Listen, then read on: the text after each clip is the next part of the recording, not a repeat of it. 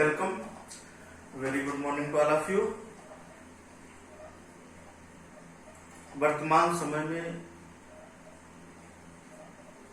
जो ऑनलाइन कक्षाएं संचालित हो रही हैं उसका प्रमुख कारण आप जानते हैं क्या है?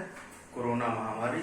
और इसलिए आप सभी लोग इस बात को ध्यान रखेंगे, कोरोना एक संक्रामक बीमारी है।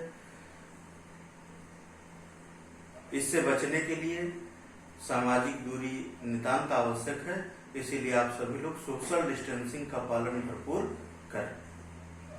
अब मैं आप सभी को अलैंगिक जनन के बारे में कल बता रहा था और आज चर्चा होगी अलैंगिक जनन के प्रकार के बारे में। तो सबसे पहले मैं चर्चा करता हूं अलैंगिक जनन के प्रकार।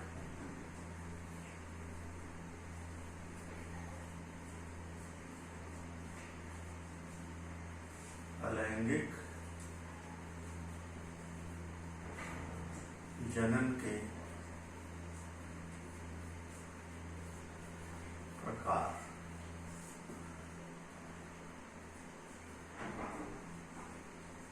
टाइप्स ऑफ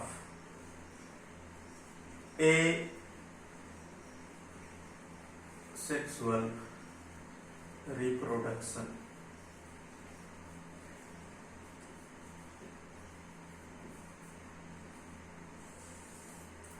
कल मैंने आपको बताया था कि अलैंगिक जनन है। आप लोगों को याद होगा अलैंगिक जनन क्या था? वह जनन जिसमें सिर्फ एक ही प्रकार के जनकों की आवश्यकता होती है। यानी कहने का अर्थ क्या है? अलैंगिक जनन में नर और मादा दोनों जनकों की आवश्यकता नहीं होती। अलैंगिक जनन सिर्फ एक ही जनक द्वारा संपन्न किया जाता है। अब उसी के प्रकार की चर्चा करेंगे। क्योंकि कक्षा 12 में आपके कोर्स में अलैंगिक जनन का विस्तृत विवरण है, इसलिए मैं अलैंगिक जनन के प्रमुख प्रकारों की चर्चा यहाँ पर कर रहा हूँ। तो जो प्रमुख प्रकार हैं वो निम्न है। नंबर 1 है द्विविभाजन। ये इसको कहते हैं विखंडन। विखंडन इसी को द्विविभाजन भी कहा जाता है, फिशन।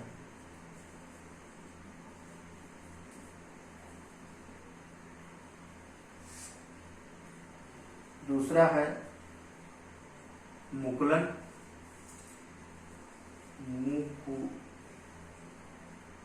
मुकुलन इसको अंग्रेजी में कहते हैं बडिंग।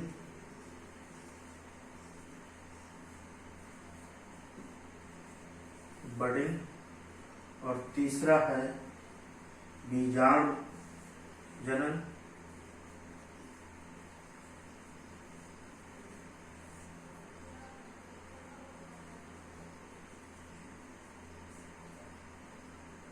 इसको अंग्रेजी में कहते हैं स्पोरुलेशन।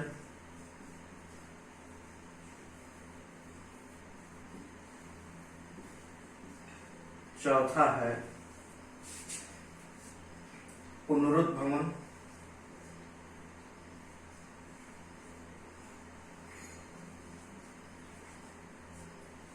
इसको कहते हैं रीजेनरेशन।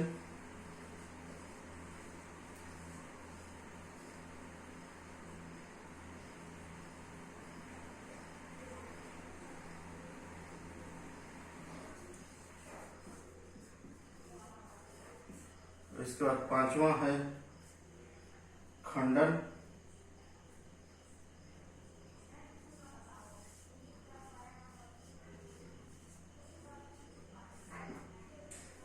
और आखिरी है कायिक प्रवर्धन।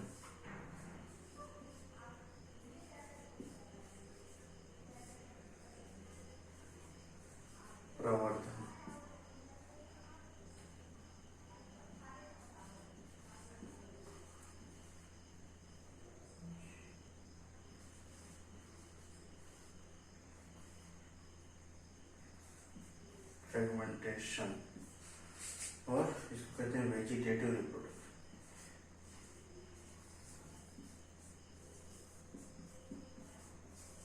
Vegetative propagation.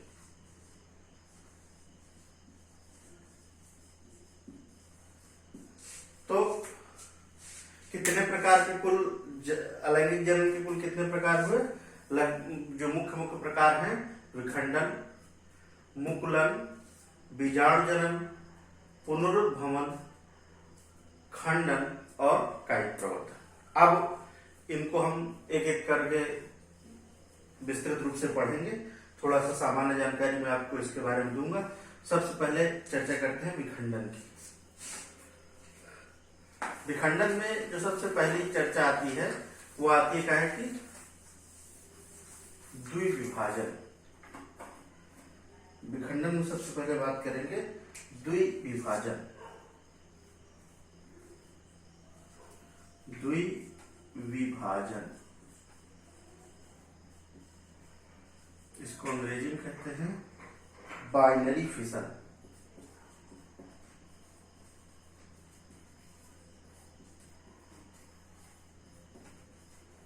Binary fission. लेकिन द्विविभाजन है क्या? पहले इस बात को समझ लें। आप जानते हैं द्विविभाजन अलैंगिक जनन का एक प्रकार है।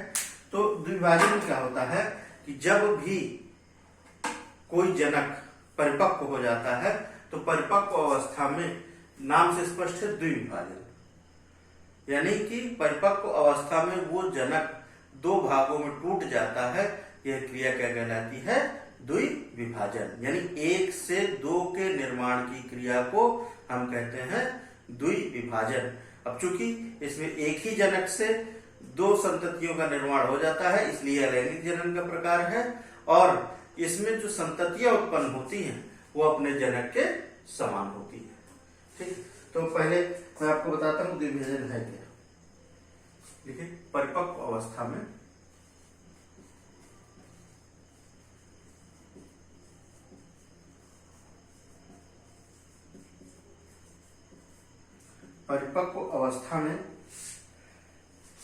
आने पर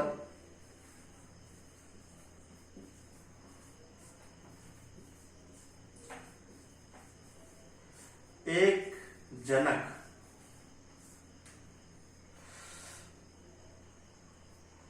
द्वारा विभाजित होकर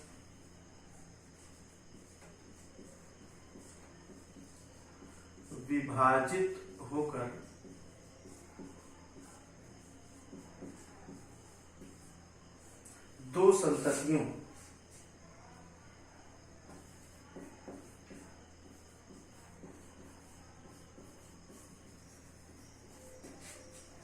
का निर्माण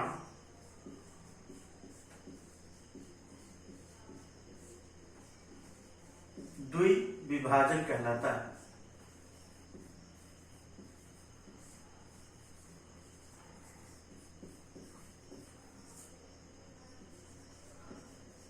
द्विविभाजन क्या है?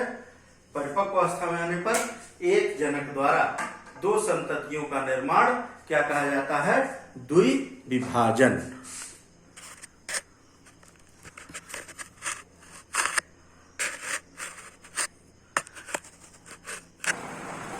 अब द्विविभाजन के जो प्रमुख उदाहरण है, जैसे द्विविभाजन क्रिया कहाँ होती है?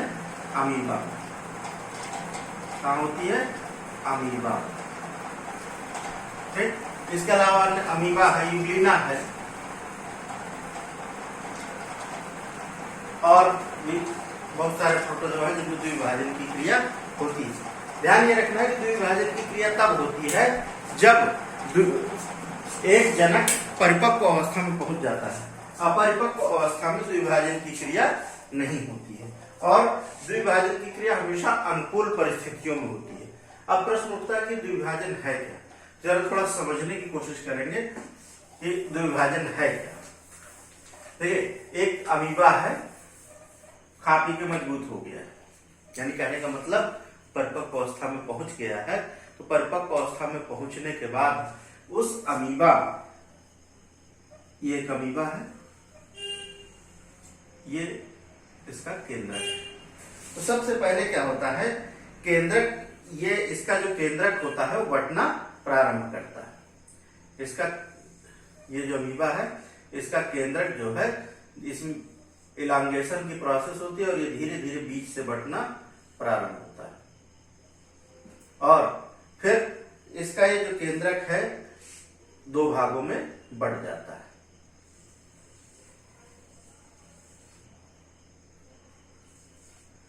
जब केंद्रक दो भागों में बढ़ जाता है, इसके बाद इसके कोशिका द्रव्य में विभाजन प्रारंभ होता है और ये जो केंद्रक हैं अपना अपना कोशिका द्रव्य लेकर के दो भागों में अलग अलग बढ़ जाते हैं और दो नए छोटे अमीबुली का निर्माण कर लेते हैं। इस क्रिया को कहते हैं हम द्विविभाजन। फिर से समझिएगा, द्विविभाजन की प्रक्रिया में क्या होता है, जब जनक परिपक्व अवस्था में पहुंचता है अनुकूल परिस्थितियों में, तो सबसे पहले क्या होता है कि उसके केंद्रक का विभाजन होता है। केंद्रक के विभाजन के लिए केंद्रक पहले दो भागों में बढ़ता है। केंद्रक के दो भागों में बढ़ने के बाद कोशिका द्रव्य में विभाजन प्रारंभ होता है और कोशिका द्रव्य अपने अपने केंद्रक की तरफ एग्रीगेट हो जाता है, एकत्रित हो जाता है और इसके बाद दो अलग अलग नए अमीबुली का निर्माण हो जाता है। तो जब एक अमीबा से दो अमीबा का निर्माण होता है, इस घटना को हम कहते हैं द्विविभाजन। अब देखिए, आपके अलैंगिक जनन के प्रकार में चर्चा नहीं आई, लेकिन मैं एक प्रोसेस और है अमीबा में होती है, उसको कहते हैं हम बहुविभाजन। बहुविभाजन क्या है, मैं आपकी जानकारी के लिए बता दे रहा हूँ। बहुविभाजन में इंसिस्टमेंट होता है, कुटी का निर्माण होता है। होता क्या है कि जब प्रतिकूल परिस्थितियां, अनुकूल परिस्थितियां होंगी तो अमीबा द्विविभाजन द्वारा अपना जनन कर लेगा, लेकिन प्रतिकूल परिस्थितियों में क्या होता है कि अमीबा अपने चारों ओर एक खोल का निर्माण कर लेता है। क्या का निर्माण कर लेता है, खोल का। जब परिस्थितियां प्रतिकूल होती हैं तो अपने चारों ओर एक कवच का निर्माण कर लेता है। इस कवच को हम क्या कहते हैं, पुटी और या सिस्ट। तो इस सिस्ट के निर्माण की क्रिया को हम कहते हैं इनसिस्टमेंट। ये घटना कब घटेगी, जब इसको हम कहते हैं बहुविभाजन। क्या कहते हैं, बहुविभाजन। ये घटना कब घटेगी, विपरीत परिस्थितियों में, यानी कि जब परिस्थितियां अनुकूल नहीं होंगी तब बहुविभाजन की घटना घटेगी। और बहुविभाजन की घटना में क्या होगा, विपरीत परिस्थितियों में अमीबा अपने चारों ओर इंसिस्टमेंट कर लेगा, खोल पुटी का निर्माण कर लेगा और वो उस पुटी के अंदर जितना भी जीव द्रव्य है वो छोटे छोटे फ्रेगमेंट्स में बढ़ जाएगा और अनुकूल परिस्थितियां आने पर ये पुटी क्या करती है, जल को सोख करके फट जाती है और जो छोटे छोटे भागों में केंद्रक बढ़ता है वो अपने अलग अलग निकल के नए अमीबुली का निर्माण कर लेता है। इस घटना को हम क्या कहते हैं, बहुविभाजन। क्योंकि यहाँ पर एक अमीबा से दो अमीबों का निर्माण, एक जनक दो का निर्माण करता था, इसलिए इस घटना को हम कहते थे द्विविभाजन। यहाँ पर एक से बहुत सारे का निर्माण होता है, इसलिए इसको हम कहेंगे बहुविभाजन। धन्यवाद। आज के लिए इतना पर्याप्त है, शेष बातें कल होंगी।